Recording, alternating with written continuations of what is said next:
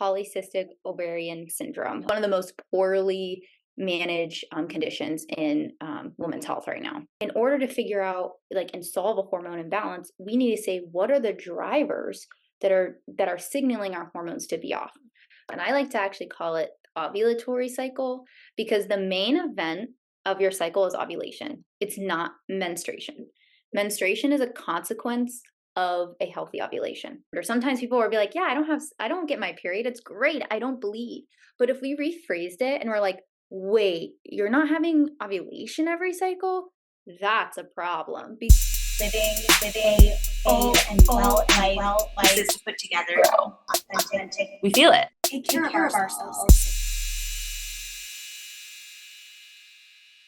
Hello, and welcome back to the Wishing You Well podcast, where we help you navigate your wellness journey each and every week. I'm Amy Albero. And I'm Catherine Van Eyck. We're both licensed therapists and have a very special guest today.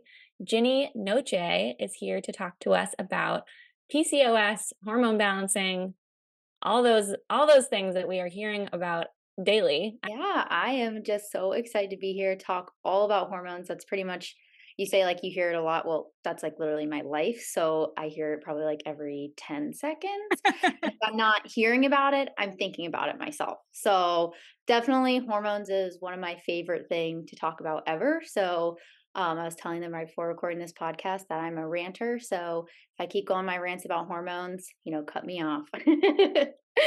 We love that you're passionate about it. We certainly have lots of questions, and we have some listener questions as well. So we can't wait to get into it and learn from you.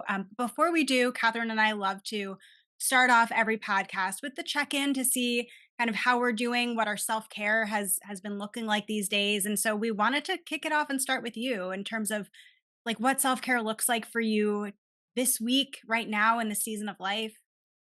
Yeah, so this season of life, I have a 3-month-old and a 3-year-old as of this Friday. And my husband's finishing up physical therapy school, and we're busy, busy people. So our schedule has looked kind of crazy. And actually, self-care for me has been asking for help, which I don't ever do. I'm a big, I'm going to do it myself. We're going to figure this out. But I'm actually to the point of I need to ask for more help. And whether that be from my husband or getting some more help with the kiddos or something like that, so that I can have more time to, do my work with my clients or just sit and be. So that is what self-care has looked like for me recently. I love that. That's so important. That's an area that I also struggle with. So I'm grateful for the reminder to do that myself. It's hard. We always want to do everything ourselves, especially I'd say moms in general. We think we can do it all, and we can, but maybe not at the sake of our mental health. Great thing to emphasize there. For sure. Wasn't one of the things on our wellness trends episode an Italian word? So speaking of being Italian, well, not speaking of, we didn't say that on this actual recording. But I asked you how to pronounce your name.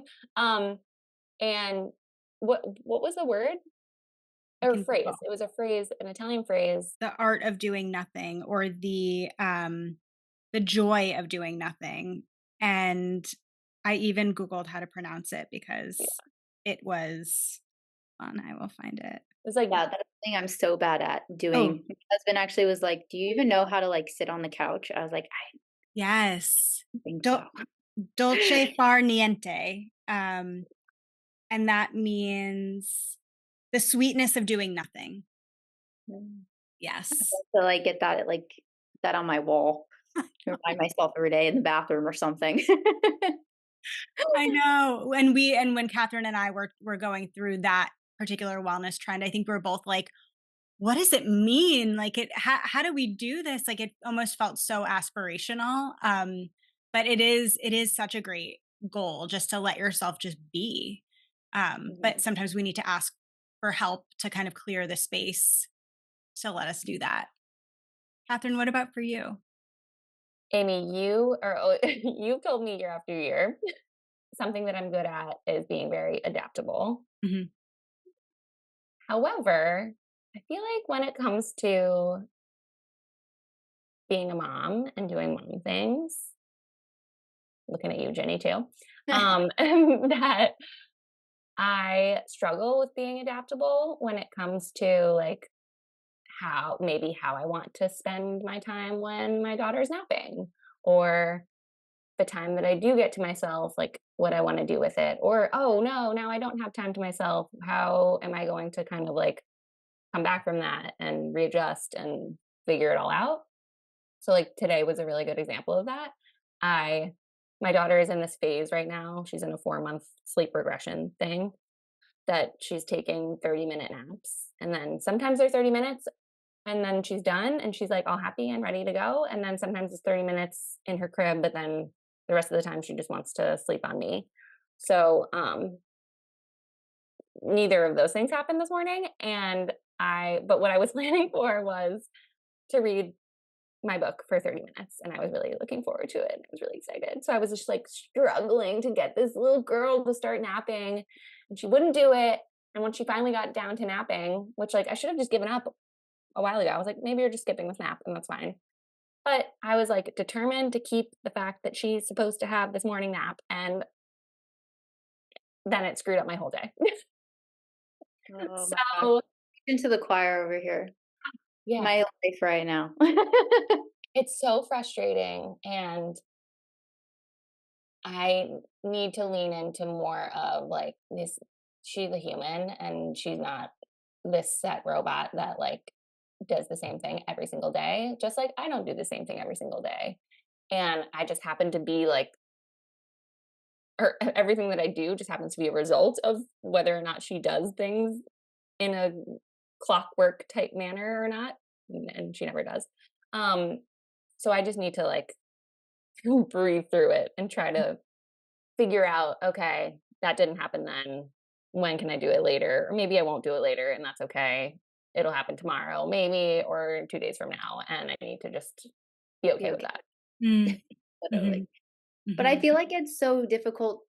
I don't know, my mom brain, like for example, like my brain has served me really well in growing my business because I will keep trying and I will keep going no matter what. And if you keep grinding, right, you're like going to end up successful. That does not always translate to like motherhood.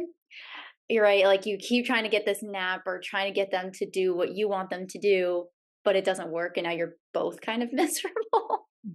So I think that has been something like that, just been so hard too. It's like different. I don't know for, I think moms, women, and we can go into like hormones, how it's probably not great for our hormones. But that like grind can serve you in one area, but not another area. But that brain shift is very hard. So amen to that, Catherine. Yeah. So your self-care goal is to, it sounds like, be a little bit more like graceful or patient with yourself around Exactly. all of this. Yeah. Working on it. Yeah. It's tough. How about you, Amy? How's yours? What is yours Um looking like? yeah, so I'm such a creature of habit, that I think in just in what you were saying, Ginny, like it serves me so well in my life, but I sometimes worry that I am doing things for the sake of doing them and not necessarily because they're actually helpful to me. And exercise is like one of those things that I can just fall into a habit around. And I recently, like as of like a week and a half ago, 2 weeks ago, joined like a gym, I guess. And I'm obsessed with it. But now I'm like so fixated on like building the habit around it that there are days that I'm already noticing like, I'm not like feeling that great, or I'm a little tired. Should I still go? And like trying to find the balance between like staying consistent and building in a habit and also listening to my body. And so like the adaptability you were just speaking to, Catherine, is like sort of resonating with me right now, and like trying to find that balance of giving my like mind, I think, what it needs from the workout, and also giving my body what it is asking for too. And those things don't always align. So I'm just trying to, my self-care is trying to just pay attention to those things and not necessarily just like do like work out X amount of times a week because I want to, or should or whatever. So that's where I'm Love at. that. You definitely talk about exercise and hormones. I know I'm sort of scared for that to come up because But I'm you like, don't want it. oh no, what am I gonna learn? You're gonna have to join a different gym. Throw my creature of habitness out of whack. But yes, I of course want to know. But I just want to take a quick pause to tell you that Revive is hiring.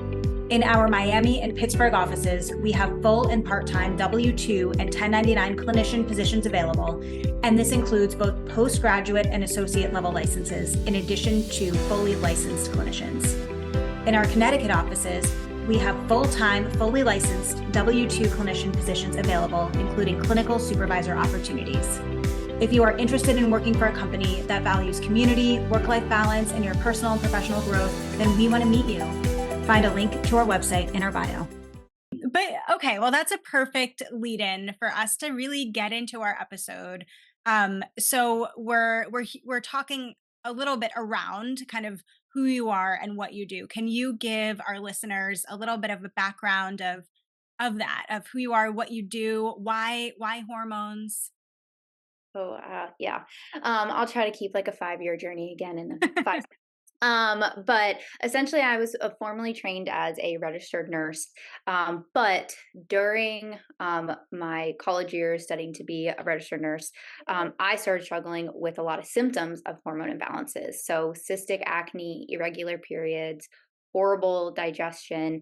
And so I was going through the rabbit hole of conventional medicine, GI doctors, dermatologists, all those things, OBGYNs, and no one really helping me. And I actually found a book, Beyond the Pill by Dr. Jolene Brighton. And so that was like just my first introduction to hormone imbalances. And from reading that, then I became obsessed with all things hormone.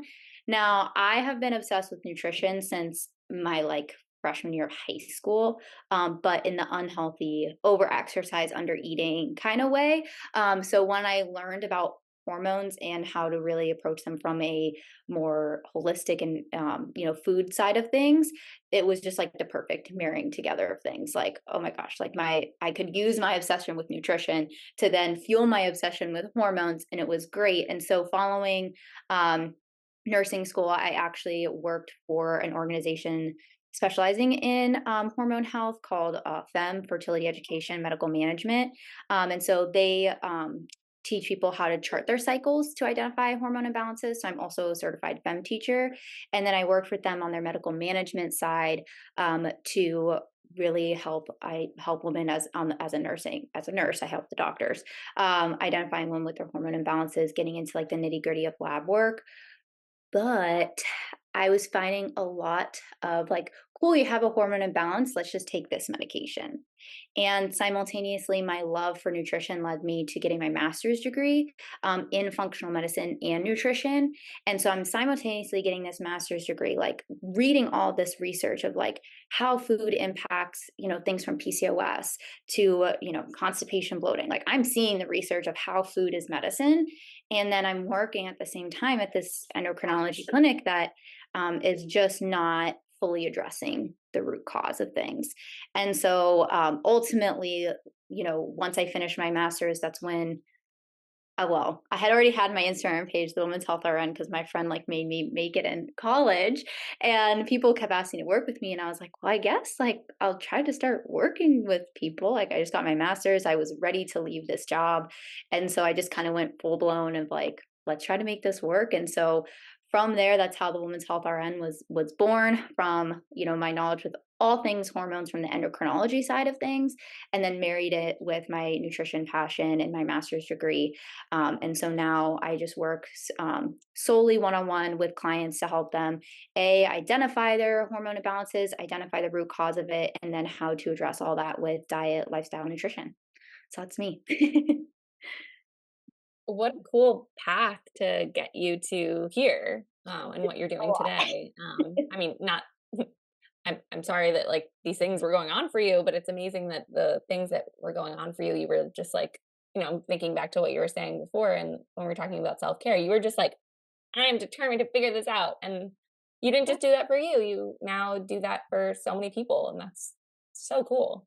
Yeah, it's so fun. They always say like, if you do what you love, you never work a day in your life. And I'm like, I kind of think that's true.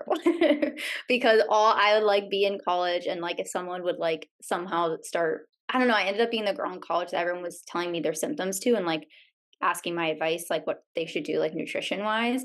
And that was so fun for me. And now I get to do that every day as my job. And it's just so fun. I just love talking about hormones and nutrition. And I'll also add to like a little bit, more about me. I did also have that diagnosis of PCOS. And did not get any help from conventional medicine, unfortunately, and we can go into that. But through nutrition and what I learned self-study, I was able to regulate my cycles. I've conceived naturally twice. My androgens are no longer elevated, so I would consider my PCOS in remission at this point. That's definitely also a really personal side of my story that I love working. I always say when someone like is like, I have PCOS and want to work with me, I'm like, work with you. I'm like, oh, you have a special place in my heart. My PCOS clients get like a little extra piece of me just because, it's, I think, such a, one of the most poorly managed conditions in women's health right now. Mhm. I can really relate to the irregular period thing. Definitely had that like my whole life. But as far as PCOS goes, my knowledge around it is like very surface level. Do you mind sharing like, well, one, for our listeners, what the acronym stands for? What really is it? You mentioned androgens. I don't know what you're talking about. All right, let's dive in. Okay, so PCOS stands for polycystic ovarian syndrome. Okay. And so the criteria to get diagnosed, there's some different criteria depending on if you use the Rotterdam or, very specific type diagnosis criteria. But very typical one that most OBGYNs use is you have to meet two out of these three lists. Okay. So number one is elevated androgens on a blood test. So androgens are a type of hormone. We typically associate them with like men, like testosterone, DHEA, but we as women have androgens and they are great and we want them in healthy amounts. They're really great for our libido, for strength training, all those good things. But at elevated levels can interfere with our ability to have a healthy ovulation. And that's going to interfere with estrogen and progesterone levels and then lead to some negative symptoms like irregular cycles. So sorry, you'll hear Colette in the background. So that kind of leads me into the second point is that you need to have what's called oligomenorrhea or amenorrhea, which means irregular cycles or missing cycles. Then the third criteria is actually getting an ultrasound done to see if you have cysts on your ovaries, typically called like the string of pearls. So you could meet two out of three of those. So in my case, when I went to the doctor, I actually asked her to test me for PCOS because going into the like nuances of it is that a lot of times, here, I'm gonna pick Colette up real fast. She's getting all mad at me. She doesn't like PCOS. She knows that it's not cool. So Cutie. with the nuances of it is that a lot of times right now in conventional care, it's really only suspected in women who are overweight.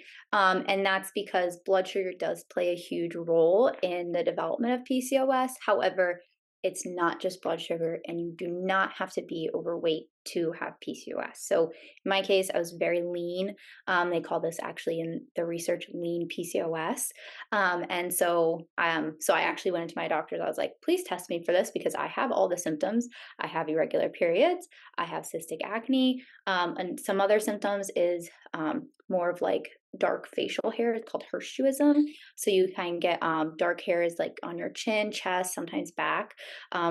And then you can actually lose hair from your head. So basically, you don't have hair where you want it, and you do have hair where you don't want it. So those are some other symptoms. And so she ended up testing me, and I asked for the ultrasound too. And so I had elevated androgens, I had the irregular cycles, and I had the cysts on my ovaries. So that's kind of the lowdown of PCOS, you can ask to go get, like I said, those androgens, testosterone and DHEAS tested. And then you would also want to have an ultrasound. And then, like I said, the other criteria of irregular or missing cycles can be things to clue you in on maybe looking into PCOS. But I'll go on my well, I'll ask if you guys have questions based on that before I keep talking. Well, one thing I guess I'm curious about is I feel like we are hearing about PCOS more and more. And I guess my question is it getting diagnosed just more frequently because there's more education around it? Is it something that we might be doing that is increasing the prevalence of it? Like, why are we hearing about it so much more? Or is there just, yeah, more Yeah. education around it? Okay, so we have to first understand what drives PCOS a lot of times. So right, and I'm saying PCOS, and I'm really thinking those elevated androgens leading to the cysts on the ovaries, and then we see irregular cycles. So that's kind of how the progression works. So we kind of have to think when we think about hormones. Um, my big thing is that hormones are just chemical signals. And so they're just responding to what's going on in your body. So in order to figure out like and solve a hormone imbalance, we need to say what are the drivers that are signaling our hormones to be off. So hormones in and of themselves and imbalances are not a root cause. They're just a signal to you that hey, something else is off that's leading to your hormones to be off, right? So I say this because when we think about PCOS, a huge driver of it, one of the huge drivers of it is blood sugar dysregulation. And right now in the American population, only 13% of people in America are metabolically healthy. So this is going to include blood sugar. So that leaves 70, am I doing my math? 77%? If I said 13%, 77% of us are metabolically unhealthy. And that's going to leave you at risk for the development of PCOS. So number one is I think that Americans are a lot less healthy. We have a lot more blood sugar dysregulation, and that's going to lead to more PCOS. Second of all, I think we have a generation of way more PCOS susceptible women because when a woman is pregnant with PCOS and has elevated androgens, their fetus now has I don't know the exact statistics, but it's more than 3 times more likely to develop PCOS in their lifetime. So I think that we've now had a generation that was very metabolically unhealthy, among other things that can trigger PCOS. It wasn't being diagnosed well. So we have a lot of moms now who had elevated androgens, who have now had children who now have way more of a higher risk to develop PCOS. Did you follow that train of thought? Yes. Wow, that is fascinating. So I think there's a bit of epigenetics going on. Mm. So how your diet and lifestyle impacts your genetics. I think there is a more genetic factor. That doesn't mean just to say if your mom had PCOS or anything like that, you have to have PCOS. It just means that you probably are going to have to be more targeted with diet and lifestyle things. If that makes sense. So I guess this directly relates to PCOS, but because you don't necessarily have to have PCOS to have an imbalance of hormones, how do you even start to balance those hormones? So, okay, so it really, yeah, we want to identify possibly what's off. So, to talk about hormones, I think a lot of people, when they think of hormones, they're thinking of their sex hormones, estrogen and progesterone. I think that's what I see like on Instagram and things. That's what most people are referring to when they're talking about a hormone imbalance, their sex hormones. But we have to understand that there are a lot of other hormones in the body, like a lot of other. We have your hunger hormones, ghrelin and leptin. We have insulin is a hormone which helps us control our blood sugar. We have thyroid, which is another one that plays into metabolism. So there are tons of hormones outside of your sex hormones that can be imbalanced. And so from my perspective, normally I will run lab tests to kind of see where's our thyroid, where's our cortisol, where's our insulin at, where are your sex hormones at, to kind of help us to say where's the dysfunction. Sorry. And then from there, though, I'm looking at I'm looking at their diet and lifestyle, maybe some other lab work to say what are driving these things to be off. And so there's kind of a hierarchy in functional medicine in which you address things. So for example, a really big area that I actually focus on with everyone is gut health. And this is because your gut health is going to influence how well you can break down and digest your nutrients. It can also play a gigantic plays a role in like 80% of your immune system. So inflammation and inflammation, poor nutrient status. Then you have your microbiome in your gut, which are gut bacteria. I always put it really simple. You can have good guys or bad guys. Yeah, bad guys, those have been associated with increase in inflammation, blood sugar dysregulation, and all that. So when you address the gut, you can address inflammation, you can address nutrient status, and all those metabolic factors that then help to balance hormones. Okay, so all those things like inflammation, blood sugar dysregulation, those are going to lead to imbalanced hormones. So, and then we just keep. The big thing in my practice, in my life, is I keep asking why until it makes a lot of sense. So I'm like, okay, why are hormones balanced? Okay, inflammation. Okay, why do you have inflammation? And then we just keep going. Okay, you have gut issues. Why do you have gut issues? If we keep asking why, then we'll usually get to the root. So hopefully, I always will say, hopefully that makes sense because I talk a lot. No, that it totally does. And that definitely resonates strongly with, definitely Catherine and I as therapists, like that's definitely our approach too, is to look underneath the surface symptom and to try to find the root and treat the root. And just as a holistic practice, that's our general like way of thinking as well. So yes, totally makes sense with us. And especially if we want to not just put a Band-Aid on something, right? Like if we really want to understand and treat and heal like what is causing any sort of like unease, whether it's physical, mental, emotional.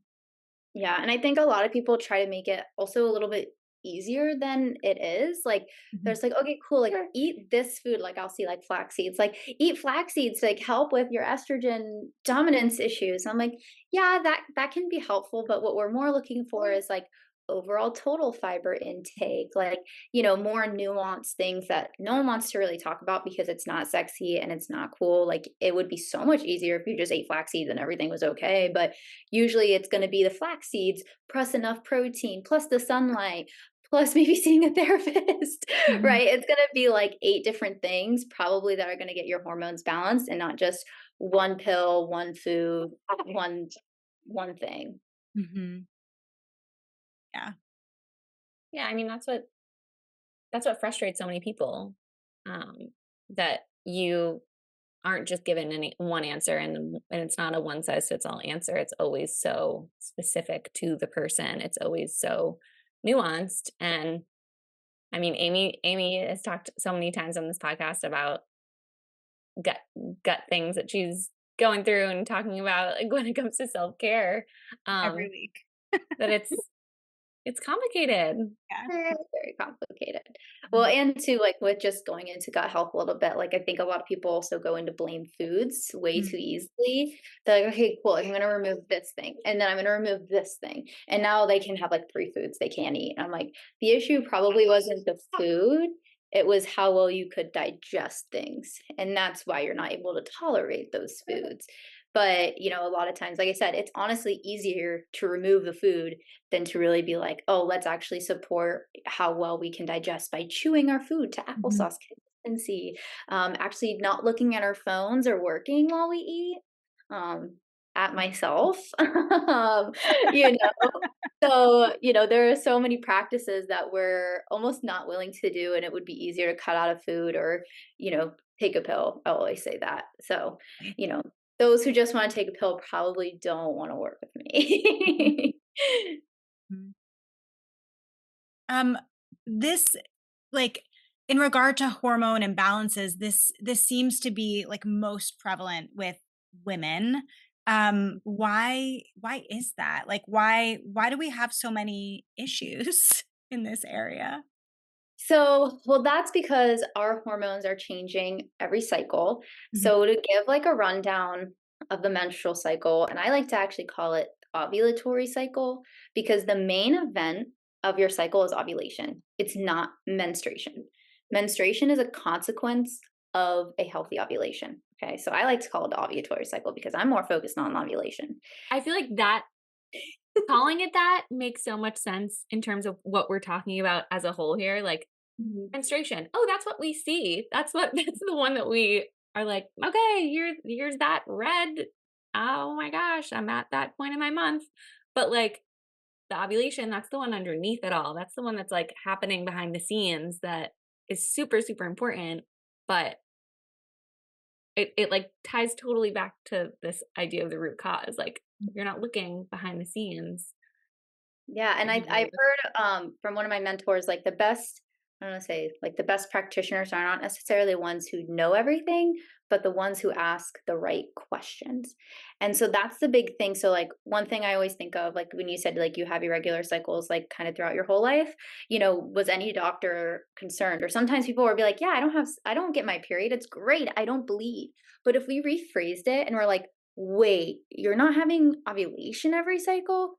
That's a problem because, so this is going into your question, Amy, is that we have a whole cascade of events that have to happen like about every 30 days, like throughout that whole 30 days. And men don't have to do that, right? So we have to have this whole brain ovary connection to enable ovulation to occur. And so what happens is, I'll give you like really quick version of it, is that this hormone FSH, follicle stimulating hormone, has to be released from your brain. This happens like right after menstruation. It tells our ovary like, hey, like time to recruit follicle to ovulate. That follicle starts to grow and mature, and that maturing follicle produces estrogen, and then estrogen signals to the brain, hey, we have a lot of estrogen, we have like this like follicle over here that's like ready to ovulate. So then the brain's like, okay, cool, I'll produce this hormone called luteinizing hormone. That then goes back to the ovary and is like, okay, cool, we can ovulate. So LH causes like the follicle, you guys are seeing me, to break open, and your egg is actually like released. That's what ovulation is when the egg is released from the follicle. And what's actually so crazy is luteinizing hormone turns that empty follicle into what's called the corpus luteum. This is actually an organ that produces progesterone for the later half of your cycle. So in a woman, every cycle we produce a whole organ, the corpus luteum. So, right? And so this is where things can get mucky though, is that if, for example, so like in the case of under eating, that can suppress FSH. If your FSH is suppressed, you're not going to get a follicle. If you don't have a good follicle, you're not going to get estrogen. If you don't get estrogen, you don't get LH. You don't get LH, you don't get ovulation, and then you don't get progesterone. Now we're irritable, we're depressed, our digestion sucks because estrogen and progesterone can actually influence the gut. And what else? Oh, we can have breast tenderness, PMS, all these things. So this is why, women deal with it way more significantly, because if a man undereats, his testosterone like may take a little bit of a hit. He may be a little bit more moody, but like overall, they're a lot more durable hormone wise than women are. And the main reason about this, if we think this like evolutionarily, is that we are the ones who have to have the babies. Okay. Even if you're not thinking yourself about having a baby, your body's thinking about it every cycle. And so it is what is, if like there's any issue going on, inflammation, any red flag to the body, it's going to shut off ovulation because it's like, hey, not a good time to have a baby right now. So it's going to like do all of its like safety mechanisms to like try to get you not to ovulate. And now your body's like, cool, we like are protecting you. Like we're protecting you from like having a baby because it's not a really good time. But now that's going to show up in your body as symptoms of imbalanced estrogen, progesterone, possibly elevated androgens, high cortisol, these things that are leading to symptoms. So your body is not working against you usually. It's actually usually just trying to help you out. And I think too, when we view things like that, that's going to change how we address it in and of itself. So does that make sense? Yes. And for those of you who aren't watching this on YouTube, Catherine and I, like our faces while Ginny was just talking about this, were stunned, like jaws on the floor, stunned. The fact that we can grow an organ every cycle, like what? Yeah. I thought it was cool that we can grow an organ and like grow humans, but like that takes time. And like, and grow an organ, like, I'm talking about, like, the placenta, that's an organ, right? Yeah. Mhm. Okay, like, that happens during pregnancy, but, like, this other organ gets grown every freaking month, Well, maybe and for some of us. something else too that going it not to go too in depth of like fertility and miscarriage, but that corpus luteum is responsible for producing enough progesterone for the first trimester of pregnancy until the placenta forms to take over hormone production. So if you have a malformed corpus luteum, like a poorly formed corpus luteum due to suboptimal hormone levels or other issues with follicle and egg quality, you're going to be at a really high risk for miscarriage because your progesterone will be low, and progesterone is the hormone that maintains the uterine lining for pregnancy until the placenta takes over production. So that's a really big thing when I think of like cycle health. And I think we also have a slight, I don't know if epidemic's the right word, but I would say like epidemic, whatever. I forget, pandemic and all these other terms, but a really big issue with low progesterone right now. And miscarriage rates are super high. And I think that's a gigantic reason why. Let's say contributing reason, because there can be other reasons all packaged into one. But hello, wishing you well, listeners. Catherine here, taking a moment for all the new mommies out there. Okay, so not all of you are new moms, but some of you are, and from one first-time mom to another, this new life we're living is full of joy, yes, but also it's extremely overwhelming at times. I know what's made a huge difference for me is finding support in others going through the same stage of life. That's why we created a postpartum group so you can experience just that. We'll talk about all the change that's happened, gained valuable resources, all while connecting with other mamas. Amy and I talk about self-care all the time, as you know. And if you're a new mom, you know how much of a challenge that can be. So let this group be your gateway to focusing on your needs by creating weekly check-ins. This 6-week group is super accessible because it's not only over Zoom, but also at a time when baby is probably down for the night. But if not, because life is unpredictable with your little one, it's totally okay to bring baby if you need to. So if you've had a baby within the last year and you want to tend to your emotional needs with other new mamas, then sign up for Beyond the Birth at the link in our show notes. yeah, you guys aren't ready for the bombs of knowledge that No, well, I think I'm always just so stunned, and I feel like Catherine and I have talked about this so much, like even before this podcast existed, like how little we lay people know about like the human, like the female body. Like, how do we not know this? Like, it just makes me so upset. Yeah, and that's my like huge thing, like being a femme instructor. Like if you actually just charted your cycle, you would be able to identify so many hormone imbalances before they were either a huge issue or like, I think about infertility and miscarriage. You would be able to see things way before they happen to you in a sense. So, I think probably follow up is like what are we looking for in your cycle? So in your cycle you have indicators of estrogen actually and progesterone. So number one is quality of bleeding and quality of cervical mucus. So like you're supposed to have cervical mucus. I don't know if anybody, my sister, when I told her that, she was like 16, she's like, so you're telling me this is normal? I'm like, yes, that's a good thing. So your cervical mucus quality is a direct reflection of your estrogen levels. So the typical description of it is like egg white type cervical mucus, like very stretchy, clear. And so we should see this at least 2 to 3 days of our cycle, if not around 4 to 5 days. And if you're lacking in this good quality mucus, this can usually indicate a low estrogen. Or if you're seeing this type of mucus like throughout your entire cycle, this could indicate some estrogen dominance. And then, so estrogen is responsible for building up the uterine lining. So your menstruation quality is also a reflection of your estrogen levels. So if you have, so typically we want to see menstruation be about 3 to 7 days long with at least 1 or 2 days of moderate or heavy bleeding, which is actually defined by moderate bleeding is 3 to 5 tampons, pads in a day, and then heavy bleeding is like 5 plus. Sorry, 5 plus tampons or pads in a day. And I say that because when I was like when I had my irregular cycles, I had like no fertile cervical mucus at all, and my menstruation was like not only was it 60 days apart, but it also was like I would bleed through like one tampon and I was like, that was my heavy day.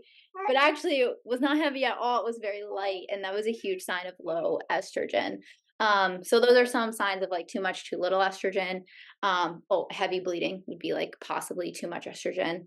Heavy bleeding can also indicate some thyroid issues, but further things to explore. And then with progesterone, because that's produced in the later half of our cycle, we're going to be looking at symptoms at the end of our cycles. So a lot of PMS, insomnia before your period begins, sluggish digestion can be a big one.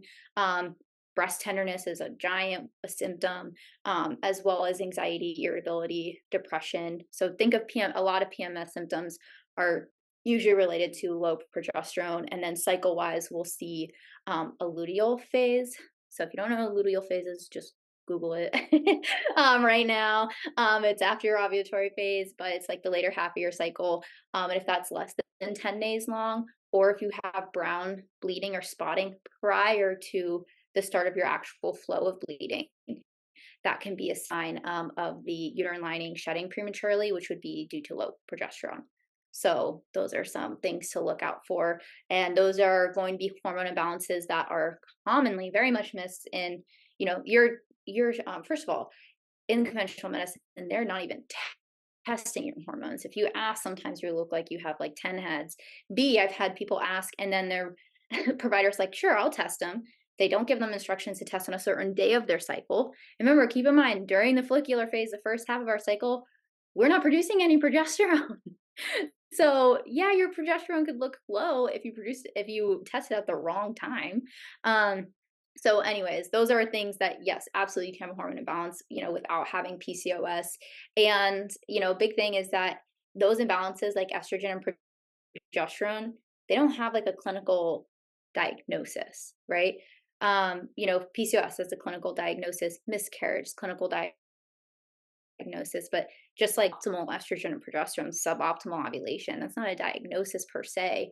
And so that's not really getting missed because that's kind of how conventional medicine works, right? You kind of have to have a diagnosis to work with. And it sounds like So that some of these things could be kind of like turned on if there's an imbalance, and some of them might not be turned on. And one of them that you mentioned, anxiety and depression.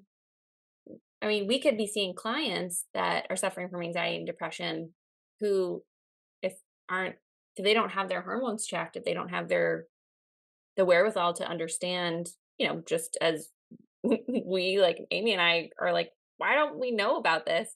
If people don't understand that could be that root cause, that all these other things could just be blanketing those symptoms, but like not actually getting to what's really causing them to have anxiety or depression. Exactly. And two, if we think of like anxiety, depression, right? A lot of research right now coming out about the connection with inflammation, and then that includes like gut health. Well, it could be also a mixed bag of things. It could be the inflammation plus the inflammation then leading to hormone imbalances and hormone imbalances on top of the inflammation. Oh, and you have poor gut health, right? It's usually not just like, cool, it's low progesterone. Once I've just fixed the low progesterone, like that'll be it. It's usually going to be a little bit more complicated in a sense of what, I think a lot of people just want a simple answer. What I get from clients, they're like, so can you tell me like why I have inflammation? I'm like, there are so many reasons why, we have to, and this is where I think understanding and to a certain extent is really helpful. But then we just kind of need to go into like, the general diet and lifestyle things, because that's going to cover 5 of those different reasons as to why, get the diet and lifestyle, fine-tuned, that will really help. And then in certain people, we have to dive a little deeper into certain areas and other, like, for example, gut health. But, a lot of people aren't doing, I'd say, the foundational things to begin. Well, I definitely want to get to what those foundational things are. And I don't know if that's the place to start, or I don't know. I don't know if our listeners were like me as you were going through like cycle tracking and things that could be off about their cycle. I'm like, damn, like A lot of that's true for me. So like, so say someone is like me nodding along to things that you said, like could be potential indicators of hormone imbalances. Like what do they do? So What do I do, Ginny? So, I mean, my first, gut instinct is always like, work with someone who knows. Yeah. And I say that honestly from a place of I DIY'd it myself Mhm. for 7 years. And then, and I will say, I'm not too on a tangent, but I do think the state of like functional medicine and nutritionist is also super hard to navigate. Like, because people are going for, 6 month health certification and then they're like, I'm treating hormone imbalances. And I'm like, so I have a master's degree, I'm a registered nurse, and I spent years in an endocrinology clinic doing further trainings. And I've done mentorships on top of mentorships to further delve into lab work, to further understand hormones, to understand nutrition, biochemistry stuff. So it's really hard because you're going to have two people who call it, I don't even call myself a nutritionist because I don't know what I am. Like, I just know what I do. I'm like, I help people. That's what I do. But you're going to have two different people with two different qualifications. So I'm going to say, try to vet your, whoever you look for. If you're going to look in the avenue of, working with a practitioner, don't be afraid to ask what their education is, what training have they had done, in their experience. That's a big, biggie for me. And then also what to do is number one, I'd say data is so helpful. So like if you think your cycle's off, like please track it. Fem has a free app. I always tell people it because it's user friendly and it'll kind of indicate to you how to start tracking your cervical mucus, and all those good things. So you can actually start seeing like it will the app also kind of give you like alerts like, hey, your luteal phase was low, like you short, this may indicate a hormone imbalance. Like, so that's something that can help, start on your route of things. And then B, what to do is this can kind of go into the foundations, Mhm. because, going into, the big things that I see as causes of of hormone imbalances is blood sugar imbalances, poor gut health, possibly liver congestion. That's like a whole other thing. Nutrient deficiencies. So with the foundations, when it comes to nutrition, I'm going to say eat 3 to 4 meals a day, stop grazing, stop snacking, have actual 3 to 4 meals. And I say that because number one, that can play a huge role in blood sugar. And then number two is I think we have such a warped view of what a meal and calories look like nowadays with like everyone trying to lose weight, everyone's trying to go like low calorie. And I'm like, no, a meal should have like up to 500 to 700 calories. Like my mom the other day was like, oh my gosh, this snack had so many calories. It was a 200-calorie snack. I'm like, that I eat that in my sleep. Like that is nothing. Like we need adequate like fuel for our body and our hormones. So fuel is going to be super important. So I say 3 to 4 balanced meals. So what does balanced mean? It's going to have about 20 to 30 grams of protein, carbohydrates. So and for anybody breaking down protein, right, there's going to be like meat, possibly eggs, some plant-based sources of protein are nuts, seeds, beans. But definitely when we're shooting for like a 20 to 30 grams, kind of hard to get that many from just like plant sources. So I usually go towards more of the animal proteins there. And then carbohydrates, I really like to say people, just start focusing a little bit more on roots and fruits. So roots is going to be like sweet potatoes, regular potatoes, and then fruits is, I think everyone knows what fruit is. But those, and why I say that is because those are going to offer fiber. And so fiber is going to be so fabulous for our blood sugar, our gut health, our liver.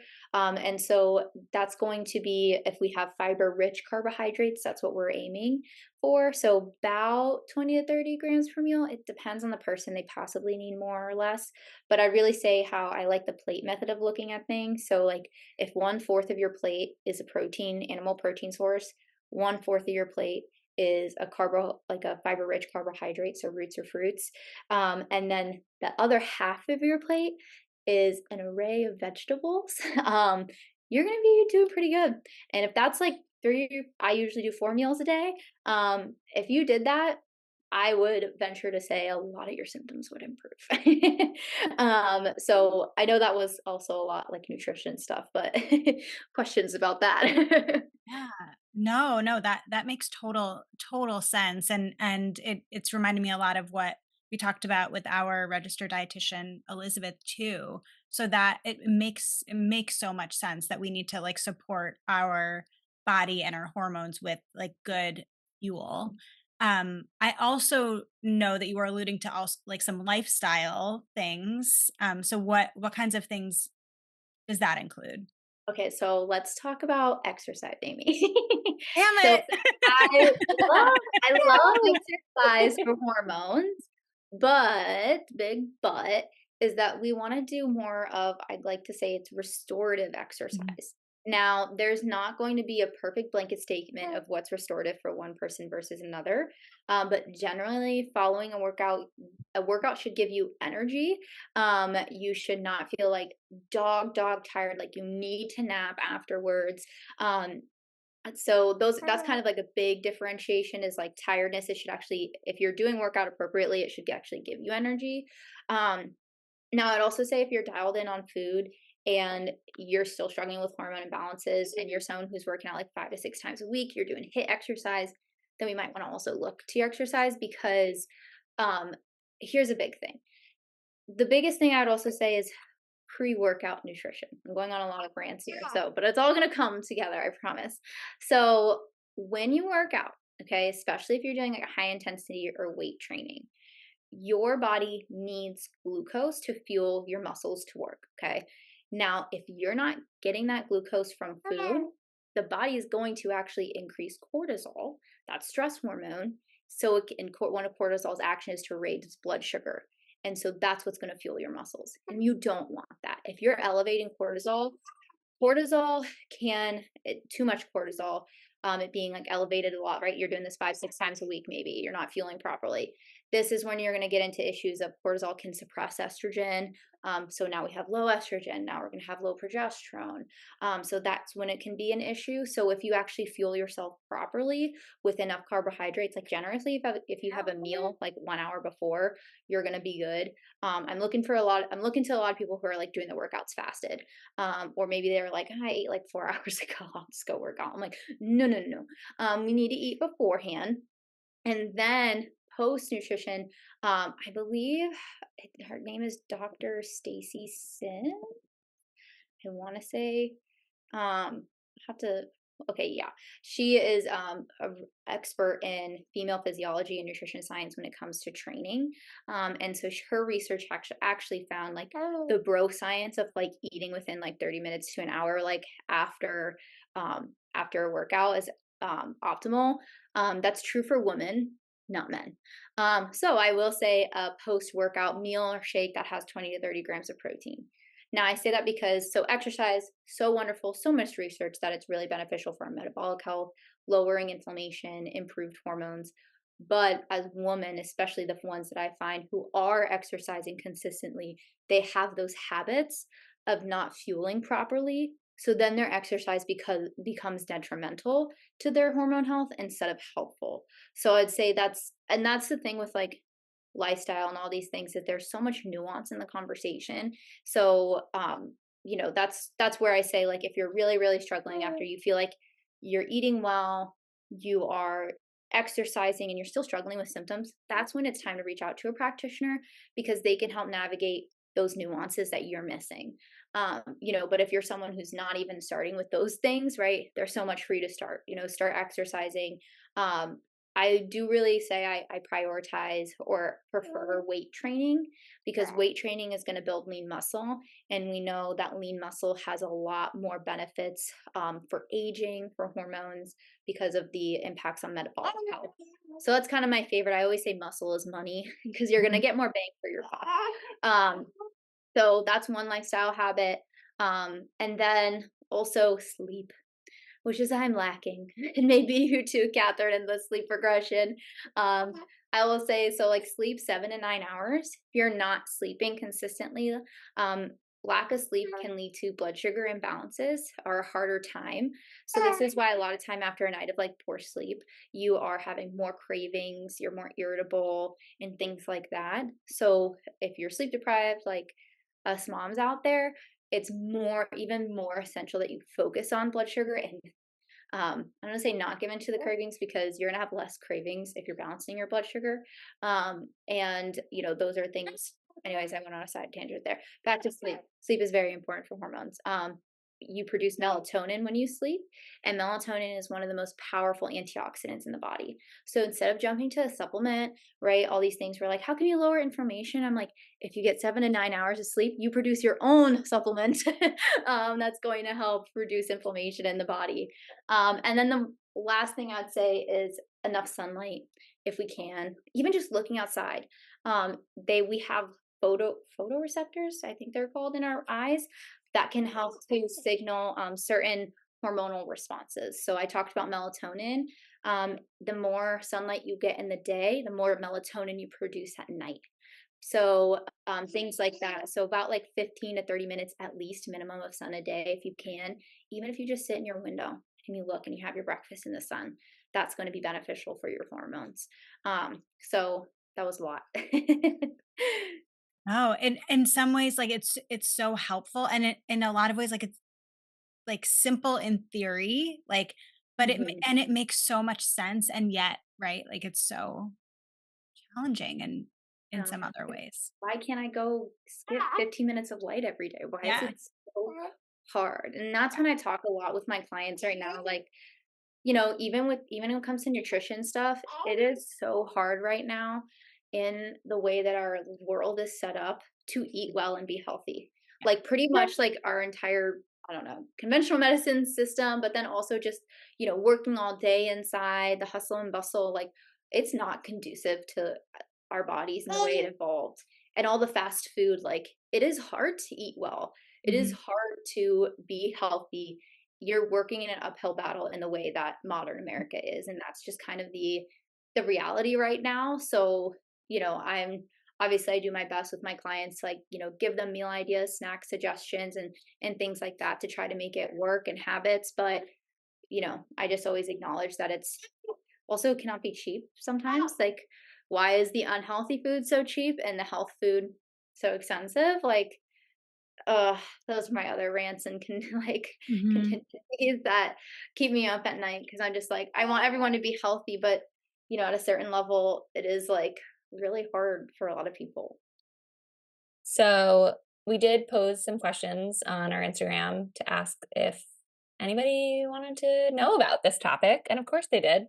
So one of those things was somebody asked about myths about PCOS and balancing hormones. A big myth is that you have to eliminate gluten and dairy. I've seen that a lot.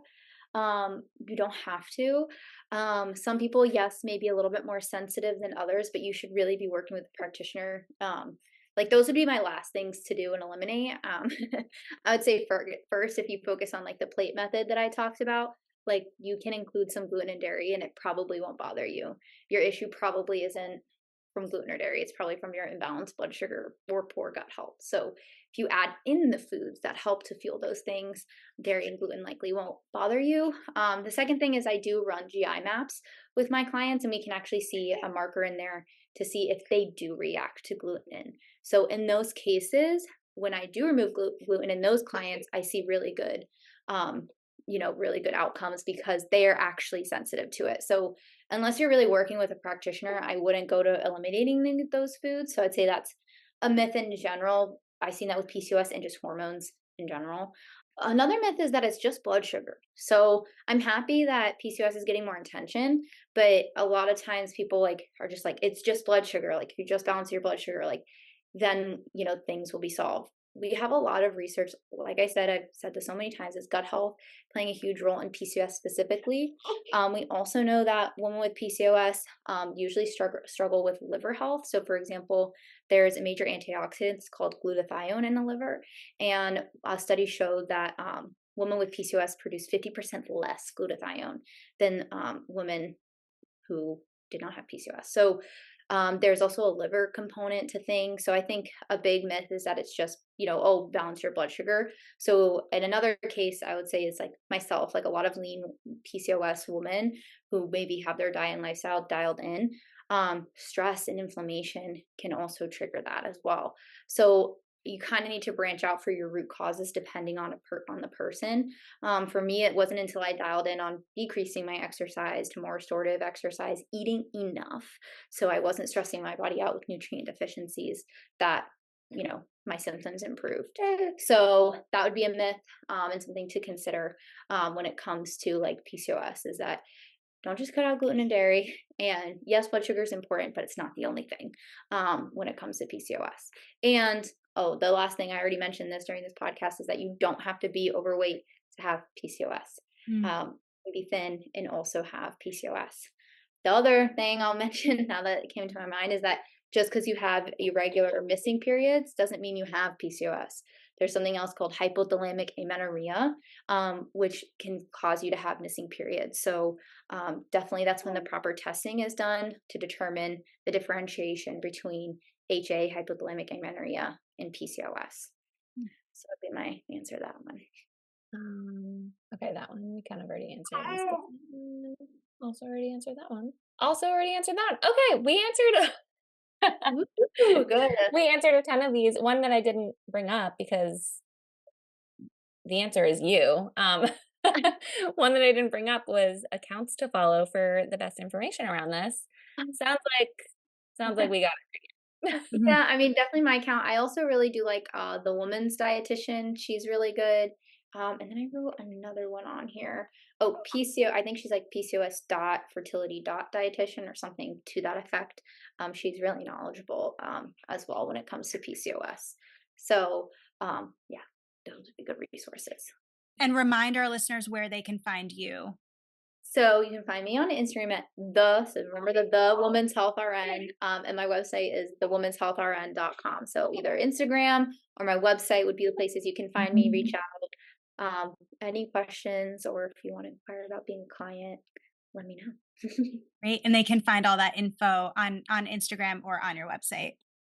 Yeah. Awesome. Great. Well, Ginny, I hope this is the first of many conversations to come, because I feel like there's so much to know, and you're so knowledgeable. Yeah, we just scratched the surface here. So open invitation to come back for sure. But thank you so much for being here, and Colette too. Thanks for being here. Ready to go. So sorry. Yeah. I hope she didn't make too much sounds, but she was good for the first half, but now she's gonna sleep. Yeah, she's great. She's a great listener. She was great. Thank you so much, Ginny. Yes, thank you guys. I'm so excited to always open up these conversations and just get the awareness out there, because like I said, a lot of times it's first just like identifying that's the issue, and that's going to even save you so much time. Like I said, it took me like 5 years to even identify it was a hormone issue. So, yeah. So thank you guys. Thank you. Thank you. Take good care. Get some sleep. Yeah, I'll try. Did you hear that, Colette? Great. We'll talk to you soon. Thank you so much. Bye, guys. Bye. Bye. Thank you again so much, Ginny, for being here. And don't forget to give her a follow at the Women's Health RN on Instagram. We'll make sure to put all of that in our show notes. You can follow us on Instagram at ReviveCFW. Check out our website, revivecfw.com. Also, don't forget to check out our other podcast, Reactivity TV, where currently we are talking all about The Bachelor season 28, which is Joey's season. So go give that a watch on our YouTube channel. And you can follow me at Amy Albero, LCSW on Instagram, Catherine at Catherine Van Eyck. And I think that's it. Did we do it? We did it. Okay. All right. Well, until next time, we are wishing you well. Bye.